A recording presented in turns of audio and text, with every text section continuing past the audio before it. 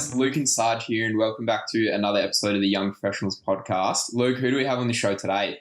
Sarge, very exciting guest on today. And it's a bit of a one from left field, but Liam Gostencnik, who describes himself as a 26-year-old living out his passion, which is awesome to hear.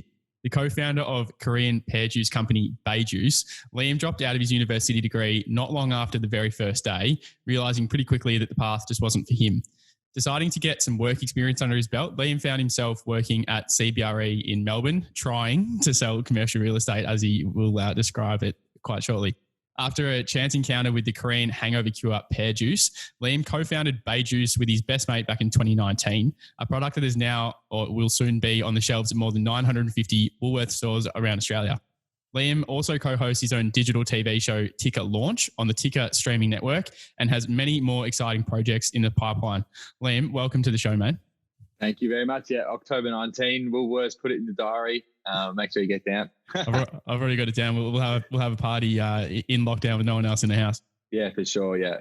Well, I think, isn't Dan Andrews supposed to announce? I think he's supposed to, just off topic, we'll just quickly touch on the coronavirus. I think you might have heard of it, but yeah, I think the 19th of October was when Dan Andrews has pushed forward his announcement. So could be some good timing. But that's just Victoria. We're obviously going in all the other states as well. So exactly right. Well, hopefully we can party along with all of the other states around Australia on 19 October with the big release. But mate, let's jump straight into it. And you're the first, apart from kind of people in other industries like health sciences and stuff that start up their own business, you're the first entrepreneur that we're having on, and it's awesome to be chatting with you. Do you want to walk us through what young... I like that word entrepreneur, by the way, just because I think... in my mind, I think entrepreneurs, they change the course of the world, like a Steve Jobs or, even the Wright brothers. There's a lot of unemployed, entrepreneurs sitting behind the computer, not making a dime at all. So, I'm a business owner. That's what I am. I think that I just think entrepreneur is a term very loosely thrown around, far too easy, I think. I love it. Well, why don't you walk us through what it's like being a relatively young business owner with a brand that is kind of really pumping up pretty quickly, and how you're managing that? Yeah, well, like everything, it's a little stressful. And actually, someone described to me the other day, and I only realized it's being an entrepreneur. I'm quite lucky that I've got Tim, my best mate, there as well. But it is a lonely journey, which I kind of thought was, someone said that to me the other day, and I said, no, it is a little bit because, obviously when you go into a job, there's normally a team around you or something. And, but it is quite lonely. But to be honest, it's, the best decision I've ever made. I'm actually having a ball every single day. Tim and I we were classic teenagers hanging out, getting pissed during the week, not having not really working at a job that was, we were door knocking at the time actually. So, we just get to sort of bounce ideas, have a laugh, and sort of then go and sort of, execute on what we sort of planned. And to be able to share some of the wins that we've had recently with your best mate is, I think at the moment I don't really appreciate how good it is, but I think I will one day. But it's a ball. It's, you just, you got to have sort of an appetite for risk, as they always say, which is something I've got no issue with at all. But it's sort of to create a brand and watch it. It's like we have a kid together. That's what it's like, it's, we're both two proud dads, Well, you think of it that way, mate. What are your parental responsibilities of the business, and what are your partners, and how do you kind of split that up? Have you done kind of an assessment of, okay, I'm really good at this kind of stuff and you're good at that, and how do you manage that? Well, Tim is far more creative than I am. And I think only recently, we've been working on this for about 2 years now, but only recently have we sort of realized what each pillar we should be handling is. And, I've always been a much better salesman than Tim is. So, I suppose naturally we just played to our strengths early days, and, we all had a bit of input, on certain things, but it's way better if Tim runs Instagram than I do, and it's way better if Tim pitches his story to the PR, to PR and to journalists, because, while I'm good at selling a story, the story really involves just, more so him than me early days, because it's a much more, I think it's a cool, it's a much cooler story to hear. I met my girlfriend on Tinder, and then we went over to Korea, and I found this juice that they were all drinking over there rather than, and then that's when I come in. It's sort of like, and then, it was like, we always wanted to do ideas, together early days, but we were just too young and immature to even do anything. We always joke about, we'd have this idea, we'd be sitting home, it'd be like a Wednesday afternoon at Tim's house, and we'd be like, right, we'll go to Kmart or the reject shop and get whiteboards and, set up this like spare room in his house as like an office space. And you'd be like, right, should we, let's go have some beers. Nothing would happen, So, when Tim came back from Korea and, he told me about this idea, we were ready. So, you'd been practicing before that. Yeah, 100%. And Tim's parents had recently bought him a cafe. So he was getting into that sort of, I suppose, regular responsibilities, up at 5 and, all that kind of stuff, and learning about ordering and learning about running a business. And his dad's quite the entrepreneur. So we've learned lots of Peter O'Sullivan. And so, I suppose I sort of handle a bit of the sales side. I deal with a lot of our independent groceries and independent retailers that we're stocked in. And, you build quite good relationships there. And, logistics I sort of handle as well. And so anyone who sort of is waiting on their order to get there, just yell at me, not Tim. We're all, I suppose, in terms of now where we're settled is that, like they're sort of the pillars that we sort of look after. And then you look at social media ads, and that's something we've outsourced, but we all have input on it as well. So it's still very murky in terms of, it's not really defined, but there's just some natural occurrences that have happened that we've gone, you go that way, I'll go that way. But as it's always important to communicate things with each other. And if you sort of have a good communication channel, not much can go wrong. And if it does go wrong, you're pretty early on getting a resolution. On that, Liam, you said it's murky. Can you try give us a little bit of still water as to what a day in the life of a business owner looks like? Like you said, you're involved more heavily in the sales side of things. Does that mean you're calling places where you might be putting the product? Correct. Well, we are just about to get someone on board to help us with independent grocers. But early days, what you got to realise with, if you've got a product like ours that was fitted to bottle shops and fitted to grocers, we're lucky that we've been going in Dan Murphy's for a bit, and it's just every Monday I get reorders. Bang, I fulfil them, I send them to our 3PL, and they get right. But for instance, early days with an IJ, yes, it's quite easy. I found it quite easy to get in store. This is something low risk, mate. I'll give it to you on consignment. So you pay when you sell. I'll whack it up on our social media. We'll put it up on our website. Bob's your uncle. Let's see how it goes, right? And they're really, and also we had the uniqueness of saying this product, you don't have anything like it in store, right? So that was quite a good angle. And 9 times out of 10, it was, yeah, sure, mate, no worries. Put it on the counter. What should I sell it for? And away you go. The hard part with that is then chasing them up, following them up, and keeping, making sure they're restocked, and when they're not stocked, to get reorders, because they all use sort of big distributors. Like an IGA is ALM Metcash. So if your product's not on the portal, it's not really front of mind. And these guys are just managers. They're not really. It is a 9 to 5 paycheck for them at the end of the day, and you got to respect that. But the hard part about so a lot of my day is sort of speaking with these different retailers, getting to the reorder, or dealing with our logistics company, things like that. And then just following up on all emails, making some cold calls, just the classic stuff. And then Tim's, he's normally behind the coffee machine at his cafe, and putting an Instagram up or putting a LinkedIn post up, and dealing with all kinds of things as well. He's speaking with journalists, and and then it's obviously that I think when we go to look at how we can grow the business, that's always the discussion we have together. I think it's awesome to hear how you've kind of broken it up, and you've done an assessment of, okay, I'm good at X, Y, Z, and in your case it's selling and getting it in front of people, and he's good at the, I guess, brand strategy in terms of how it sounds. And that's certainly how I came across you guys first and foremost. I think it was on LinkedIn or Facebook, but you certainly had a really strong brand. What's it been like building that from literally nothing? Like, when Bae Juice didn't exist, how did you go about thinking, okay, we've got this great idea. How do we tell everyone about it? And how do we kind of execute and back up what we're promising? The reality is we had no plan. We had 50,000 units arrive and we didn't have a website to sell it on. So with that, mate, do you want to let's backtrack a little bit? Because I think we've gone over it. We've kind of passed over it where the importance of selling a physical product. It's not something you code up and you make it and then people can log on and just buy it. It's like you need to import this stuff from Korea and then you need to work with the distribution and all of that. How does that work? And how did you get your mind around that when you hadn't done that before? Well, like anything, we just we hit LinkedIn hard early days. We still do, but so many people out there who are just like, oh wait, you want to help me for free? Really? Oh, that's awesome. Like, sweet.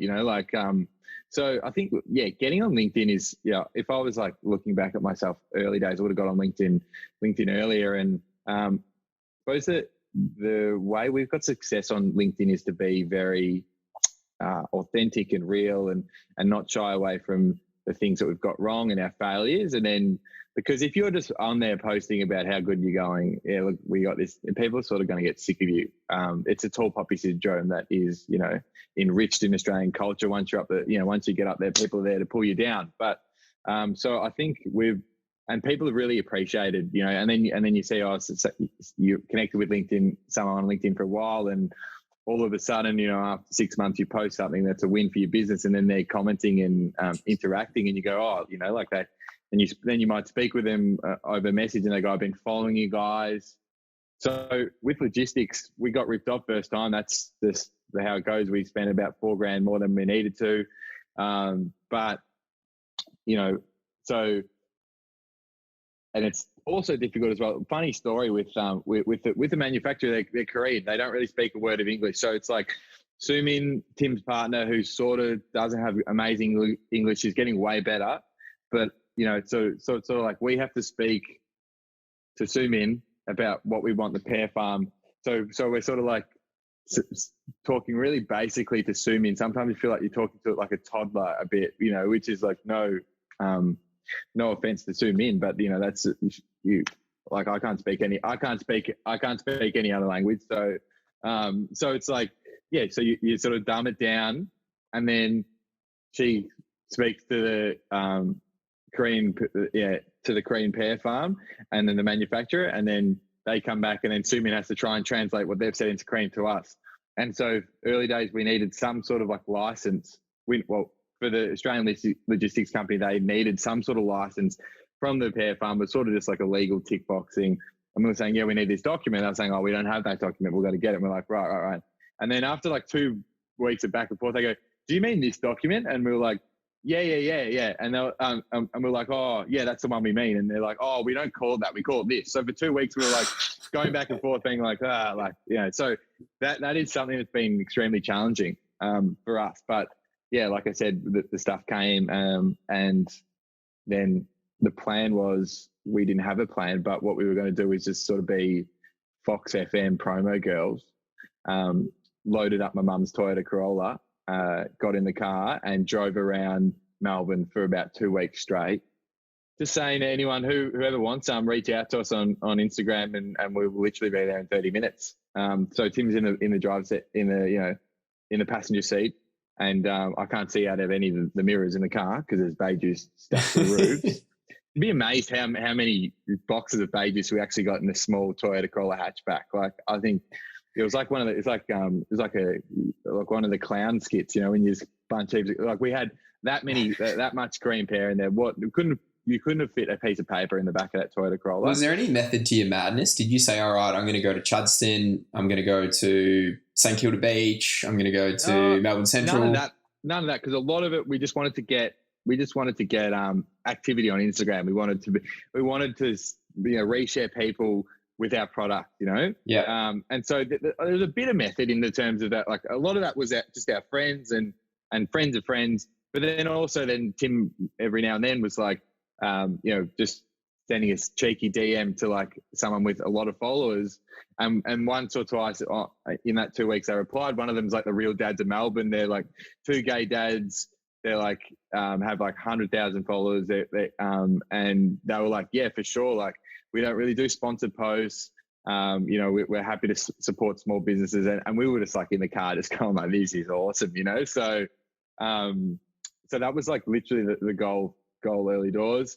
And then we needed somewhere to sell the product. So before we even had a website, we actually went on the Dan Murphy's online platform, which, when we posted that, people were like, wow, already. But the reality is that's an endless shopping aisle for Dan Murphy's. And, I could start a beer brewing out of my bathtub, put a label on it and sell it through that platform. So it's, at the time, it's awesome because you get to align yourself with a brand like Dan Murphy's. But in terms of achievements and now what we've done, it's very, very small. So with that, you're starting out in kind of going door to door at places like IGA that I think everyone kind of will know what they are. And then you eventually get onto the online store and Dan Murphy's, which is great, but kind of not exactly where you want to be. What was the step in terms of getting on the shelf at Dan Murphy's and then getting obviously the Woolworths deal and all of that? I would assume you had to grow up pretty quickly and understand how the industry worked from a big retailer's perspective. How did that look?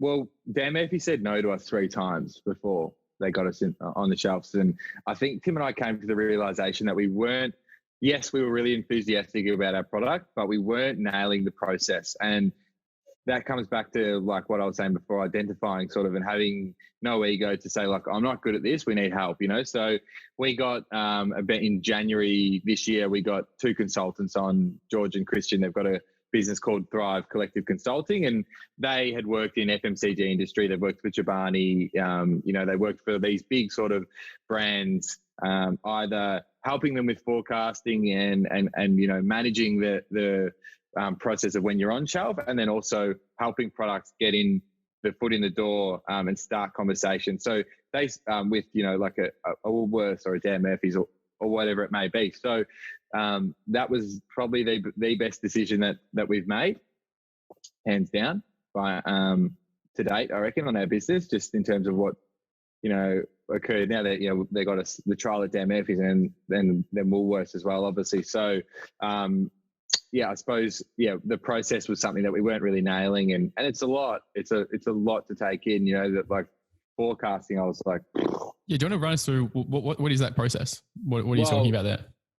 These guys send us spreadsheets and they're like, it's got all the promo dates in it and it's going right. This, then and they just break numbers. It's something I'm not good at. I'm terrible with numbers. So, it's all just like, and you got to understand that you don't get many opportunities with these guys. So if the stock's not there on the day, they kind of tell you to piss off. It's just like.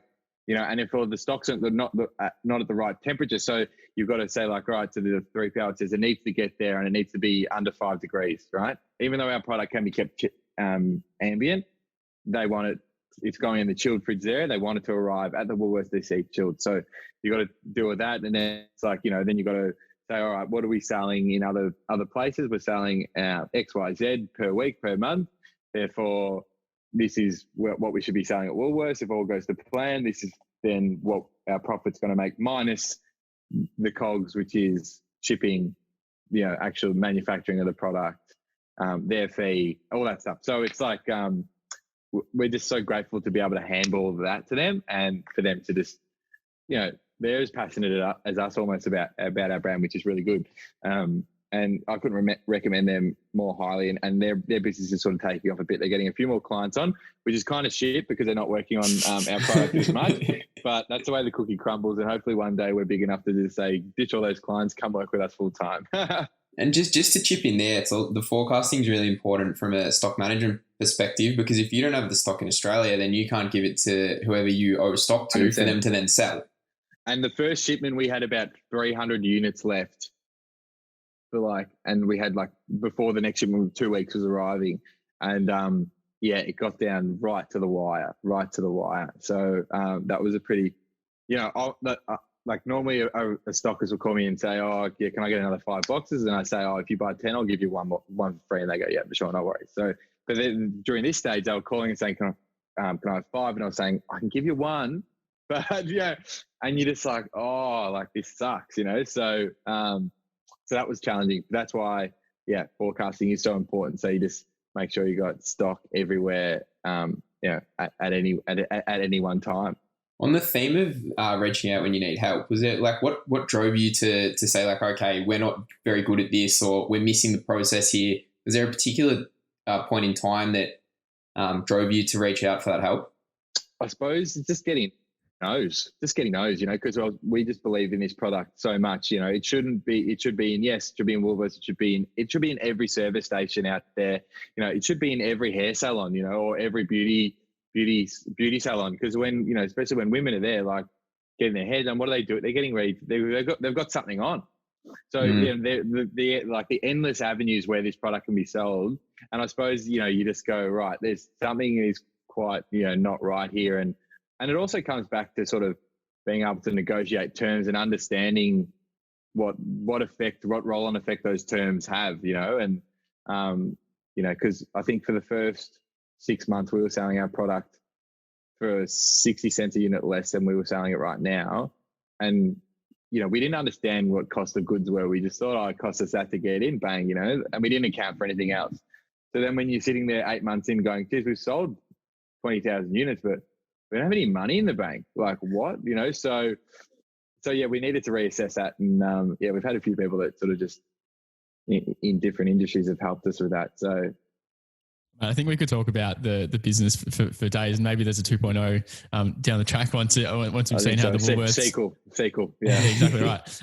But I think in consistency with what we're about on this show, we want to kind of dive into what your thinking was a few years ago and when you were at high school, and we like to bounce back to say around the time of year 10-ish and understand what your thinking was there. Did you think that you would be running a Korean pear juice company when you were 26 years old back in year 10? No, not at all. I wanted to be a journalist in year 10, sports journalist.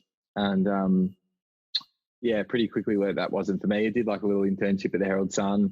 Mark Robinson, I don't know if you know Mark Robinson. I used to get him 2 pies a day as a work. That's the honest truth. Warren 20? Mrs. Max. Mrs. Max. That's the one. Yeah, Mrs. Max. The chunky beef. You've never seen a man eat a pie as well as that bloke does, just swallows them whole almost, I'm jealous. I wish I was that good at eating pies. But I will say this, the editorial, like the floor of the Herald Sun at about 4 p.m. every day was nuts, absolutely crazy. Like I learned a few more words when I was working there, but every paper flying everywhere, people running around everywhere, pretty cool. But then, I suppose what I needed to, at school, I just hated it. I just didn't like it. I just didn't like the classes. I like hanging out with my mates, but just the classes, I just didn't. What was it about the classes that you didn't like? Well, I just wasn't very interested at like a lot of the time. Yeah. And then at school, you said that they're like, that's that kid's fault. But it's like, well, can we talk about something that's interesting that interests me? So. Which at the time was probably just sport. So PE was fine. But I wasn't a big reader. So, the best part of English class is when you'd watch the movie. And I remember at school, we used to be like, nah, miss, we're not up to there. We're back a bit. So then, for 6 periods, you actually watch this like 1.5 hour movie because you're like, nah, we're not up to there. And you just go back to so you're rewatching the movie, but it's, so I don't know. It just, I was a bit arty. I didn't mind like VisCom and the art classes every now and then. But that's because, you weren't going through textbooks, so just, no, not for me not at all. School. You get not to the end of school and you were thinking about university, and I think you briefly started your degree. Do you want to take us through how you chose to choose that degree and what you did once you started it? Well, again, it was probably sort of still maybe wanting to be a journalist, and it was media and communications, and I just got in with my ATAR. I think my mum opened the door the morning the results, and she was like, you passed, well done, and shut the door and went to work. And so I couldn't tell you what number I got in my ATAR. I couldn't tell you because I didn't look. But it was enough to get into media and communications. And I didn't want to go to uni. I did not, looking back, I did not want to go straight into uni. I wanted to gap year and then just wanted to do nothing. And then all my mates were like going to uni. So I was like, I better get involved. And then, I suppose I went to my first 2 lectures, probably didn't listen in either of them. And then I was running late, and Deakin, big campus out in Burwood, and like, I was running late to my first shoot, had no idea where I was going. And I was like, I'm going to be that guy that like walks in late first day. And then I needed to go to the bathroom and sort of sat down on the toilet, got my laptop out, and sort of like, no, I reckon I'm going to go home. So I just deferred online and got in the car and I drove home, and I haven't been back since. And school was it was such a big weight off my shoulders not having to go to school that who knows, maybe if I took a year off and went back and studied, I would have lasted. But I'm no fortune teller, so I probably think maybe I still would have dropped out. But it just something, it wasn't for me. Mate, it's a big one that we've spoken about a couple of times with people so far, and that's being like the need that some people feel to take a gap year or take a break or kind of reassess where they're at after school, because not everyone knows, like not a lot of people know what they want to do for a career, but even before that have a good idea of what degree they want to do or whether they want to do a degree or whether it's important to or not. What was your driver behind being like, I just want a break? Like what was the feeling, if you can remember, what were you feeling at the end of year 12? I just wanted to do nothing. And I think like even the gap year after school is very like, it's a very cookie cutter approach like school. And to think that, yes, there's probably year 10s out there that do know what they want to do, but should you really be putting that pressure? Should we be talking about that to 16-year-olds? Like why isn't that a conversation that you can have at 23 rather than 16? Like, and that's a short period of time, it flies. But you're so much more mature and so much more level-headed at 23 than you were 16. I didn't know which way I was up when I was 16. So, I just think I just wanted to just do nothing. I wanted to get up at 10 a.m. and go to bed at 4 a.m. and, just be a teenager and hang out with mates and drink and do dumb shit, like that's what kids should be doing, and if you are sold on what you want to do when you're at year 10, 11, that's awesome. Go and do it, go and chase it, but I think, like it can be overwhelming. It was overwhelming for me to be like, what do you want to do? You have to decide now for the next 10 years, 15 years. What are you doing? Tell me. And you're just like, oh, piss off, go away. Like, so I just, it's a big decision to make when you're so young. And I think a theme that's coming through a lot from our conversations is that it constantly changes. Like people pivot, people start something. Like a lot of people have started architecture or thought they wanted to do architecture, go into it and they go, oh, actually, I don't really like this. So I think what you described in terms of just like finishing school and doing nothing, I think it's much more than doing nothing, because there's a big reflective piece in that. Because when you do stop and when you are not doing anything, you do have the time to think and say, oh, what interests me? What do I want to do? Where am I going to go? Like, and especially when you go to an all private boys school like I did, you toe the party line. You don't want to show any sort of weird, unique angles of you. That's the beauty about getting into your mid-20s, because even if you've got like 50 friends, everyone goes, actually, this is the guy I am. This is the person I am. Take it or leave it. And that is the best thing about sort of getting into your mid-20s. But when you're like, oh, I disagree with that, but I'm not going to say anything because I just think that, no one knows. People change course when they're 18, 19, because you don't know what you want to do a lot of the time. You don't know what you want to do. So, I think on that, like if we were to put this kind of conversation on paper and just write it down, someone to read it, it's like, oh, this kid just didn't want to do anything. He was lazy. But I think it's way more than that, in that you didn't know what you wanted to do. So you needed some time to figure it out. And what was the way that you did that? And obviously I'm kind of leading into the position at CBRE where you ended up, but what was your kind of next step once you'd taken a bit of a step back and had a bit of a breather? You're like, oh, I want to try X, Y, Z. How did you actually take that first step? Well, I suppose when I just realized what I wanted to do at the time, I was sort of doing it without realizing it. And that was hanging out with, Tim got expelled from Xavier just to bring everyone up to speed. And then, but we always lived close to each other. And so then after year 12, we sort of became good mates again.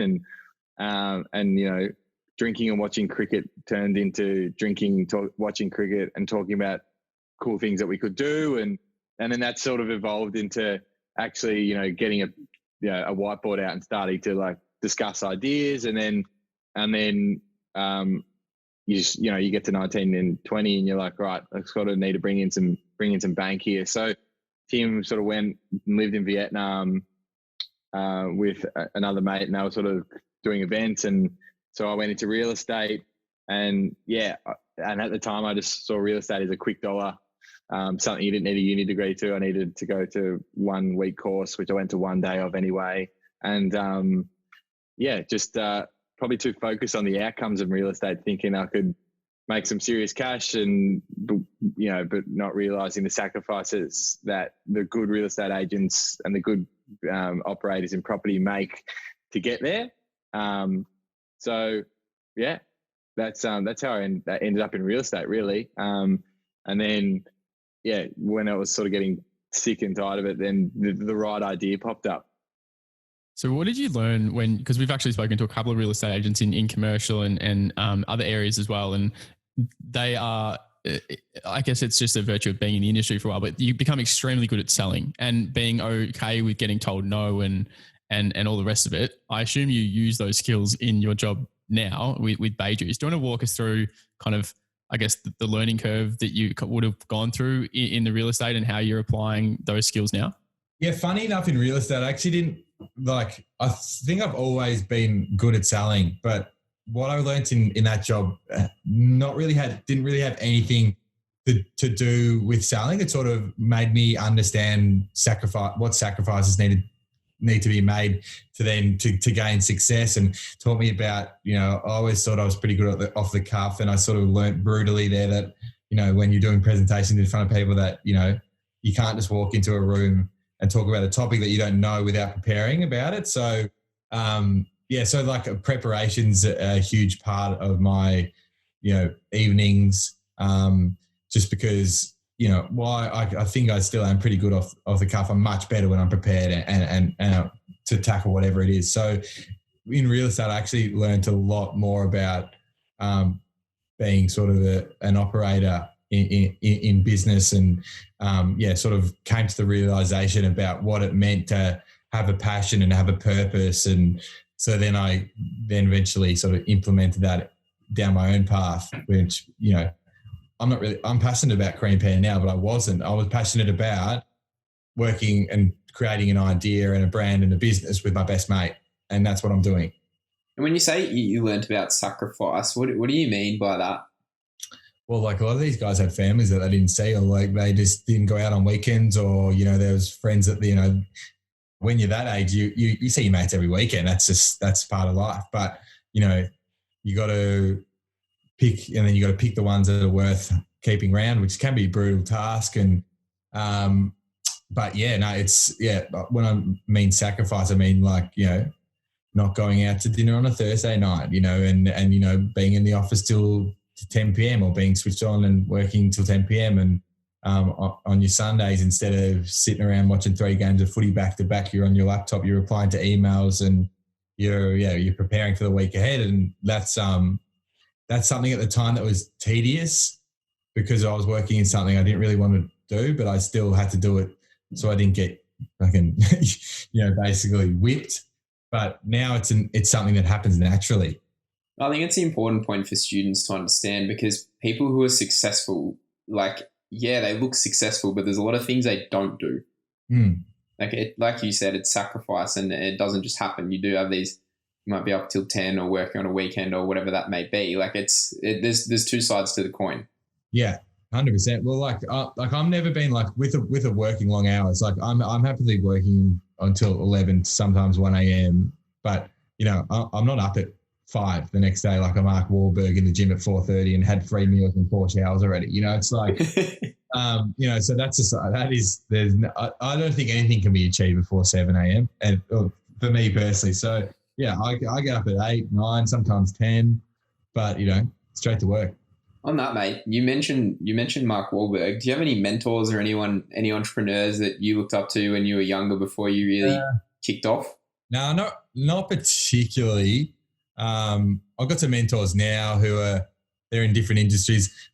One, there's a TED Talk Simon Sinek does called Start With Why. The first time I watched that, you talk about penny dropping moments. I think my life changed when I watched that 15-minute video. So if anyone wants to tune in, and that just talks about, it just simplifies the code that he's come up with, how, people communicate and how, what drives people and what, the successful people, how they're driven from a why purpose as opposed to just a what, which is an outcome. So that I love that clip. I still watch that clip, twice a week. It never gets old. I've got that on constant repeat, maybe not twice a week, but certainly every month or so I watch that. So can definitely suggest that to people. But I just wanted to touch on something that you mentioned, that you're happy to work the long hours and when you're passionate about something and you can find purpose in that. Just to go back to what you're talking about, so say, your colleagues at CBRE that had sacrificed a lot and all of that. If we, use them as a proxy for other people in the corporate world, a lot of those people, and I work with a lot of them, they do find purpose in that. So if you're someone that is a student coming through and you pick your topic, you really love that. And that means that you're going to go work at a commercial firm or commercial business and you're going to be working long hours and you're going to have to make sacrifices. That's okay if you love it. And if you're really passionate about it, that's fine. But it's certainly not for everyone. So that's something that's coming through with a lot of these chats that we're having. Is say from your background, your perspective is that wasn't for me. I want to go and do my own thing and learn that way, which is awesome. But then other people can learn and find passion and fulfillment doing exactly what you hate. And that's okay too. 100%. Yeah. I think everyone's good at something. One of my heroes, Shane Warne, says everyone's good at something. I was just good at leg spin. And he went on to date Liz Hurley, who is which is, I think, is one of the greatest stories in Australian history, that this chubby leg spinner goes on to date supermodel, Liz Hurley, film star. That is. Warnie's trimmed down since then, mate. You got to give him a bit of slack. He is the first person in professional sport to retire and get in better nick. I'm sure he still smokes about 25 darts a day. So if he got him to run around a lap somewhere, he'd probably fall over and die. But in terms of, on the outside, the facade's looking good for Shane. So, to go back, everyone's good at something. And I suppose it's, my old boss used to say you can't teach hunger.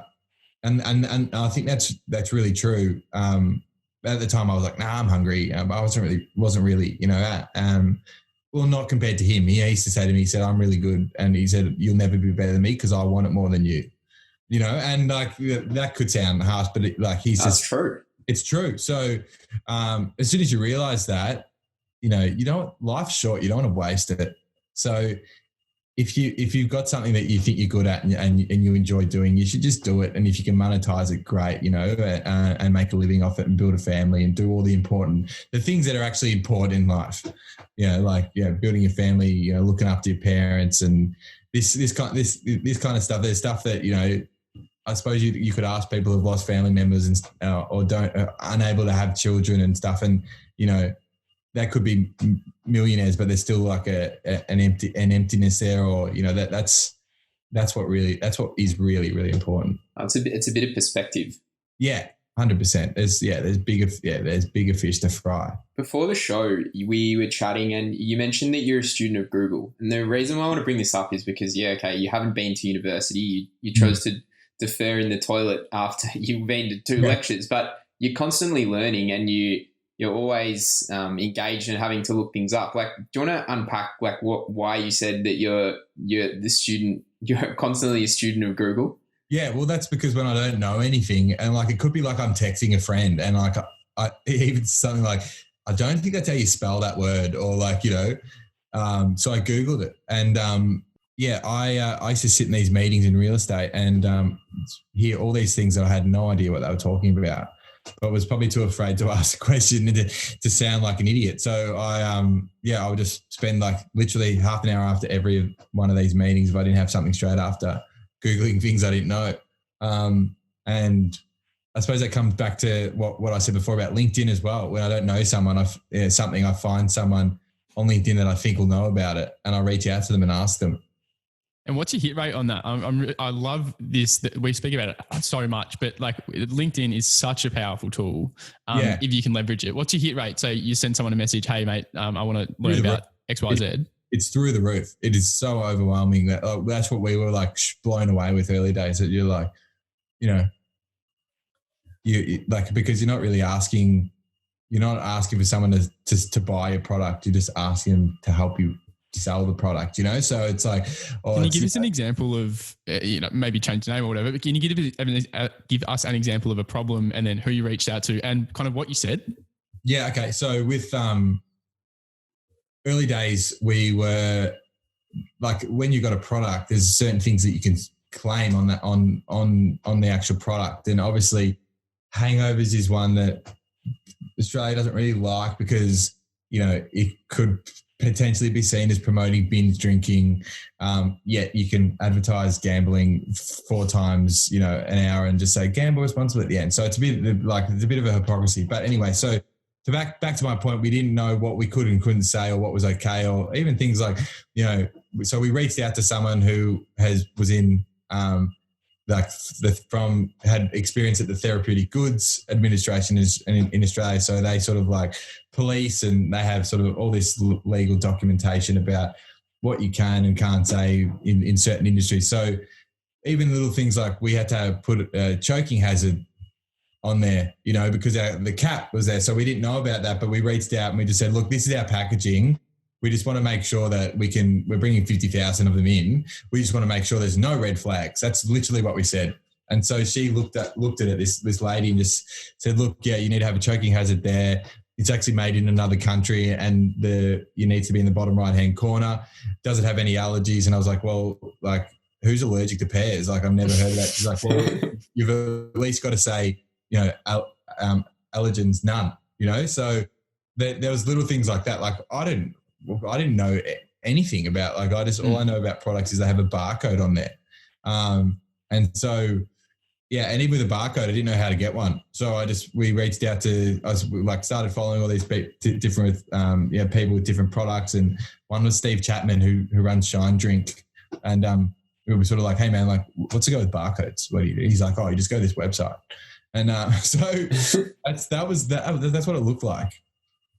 I think it's awesome, and students can put that into any perspective, right? Like, if you're trying to get an internship into whatever industry it is, if you've got a genuine question and a genuine interest, and you're trying to provide that person some value, be like, hey, I'm trying to solve this problem. Can you help me solve the problem? Not, hey, can we talk about this for 5 minutes? Like, that doesn't lead anywhere. Exactly. And it's not like, I think, back to my point again about saying I didn't want to ask a question in front of this meeting, which is often hostile, but I would have no issue afterwards asking someone via like just a DM about something that was in the meeting. So it's not like you're standing in front of like 1,000 LinkedIn connections on a stage going, right, who wants to help me with barcodes? Mm-hmm. And everyone's laughing at you. You know, you're just messaging them, like, and you've never met this person sometimes, you know, face to face. So it's just like, it's great. It's a great platform. It's a business tool. Yeah, it is. You could trace every success that Tim and I have had with Bae Juice back to something we did or someone we connected with on LinkedIn. I think nearly everyone that we haven't known that's come on the podcast so far has been through LinkedIn, at least kind of initially. So yeah, it's a fantastic tool, and I can't talk about it enough for students needing to know more people or about an industry or whatever it is. So mate, as kind of a last wrap up, and hopefully we can leave some people with some wisdom before we go. What's some advice that you... Don't put your like RMIT ID photo on there because it looks terrible. I can be fairly casual on LinkedIn. Like, I don't, you know, as a real estate agent, I had like me in my suit, and I look back and I go, oh, you idiot, you know. So I think if you've got something that's like your Facebook profile picture, it's not you and your mates, like, you know, drinking cans before you drink Bae Juice. Yeah. That's appropriate as well. Like, don't overthink things like that on LinkedIn. Like, I was going to say, what's some advice for younger kids, but that's one for sure. Yeah. More from, I guess, a macro sense. Say you're talking to people in school or maybe in a university degree that they're just not jiving with. What advice would you give them to kind of guide their thinking? Well, if you don't like it, get out. It's pretty simple. You know.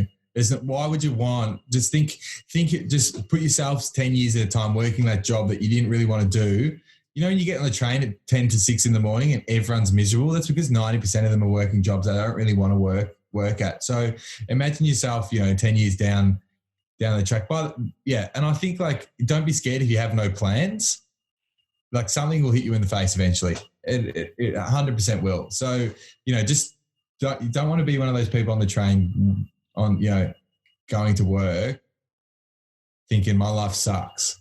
And just to take that one step further, once you get out, what's your next piece of advice? I don't know, go explore, just go have fun. You know, like that's what you should be doing when you're that age. And like uni, I know people who go to uni. It's not like the time there, but it's like a lot of the assignments and stuff that you have to do on the back end that can be quite time consuming. So, you know, like why would you be wasting your time doing things like that? You know, so just go get a job in something that you think you might like, you know, and then that'll get you in the rhythm. You know, you need to get that rhythm going. So then you can, you know, like I said, like at real estate, I didn't really learn I learned how to be a real estate agent, but I didn't learn anything about sales. What I learned is what it takes, you know, like the almost a recipe for, you know, giving yourself, there's no recipe for success, but there's a recipe for giving yourself the best opportunity. Oh, for sure. I couldn't agree with that more. It's if you're stuck or if you're a bit confused, the best thing you can do is take yourself away from that environment, but do it in a productive way and be like, what can I do to put some more arrows in my quiver in terms of skill sets or interests that I can use down the track? And if that's not at uni, that's fine, but go and make it a productive use of your time and you can just add to that tool belt. For sure. Mate, well, I think that's a good place to leave it. There's plenty of good tips and tricks there for everyone coming through. And obviously it's an awesome story to hear how Bae Juice is growing. So we hope to pop down to the local Woolies after 19 October and grab one. 100%. And if anyone's out there who's listening, they want to reach out, just add me on LinkedIn. I'm not a stranger, not a monster. I'll reply. And you know, happy to help people out. Because that's what happened early days. We'll never forget. We'll never forget that. So careful. We'll try and send as many people as we can. I honestly don't mind. All right, mate. Awesome. I appreciate the time.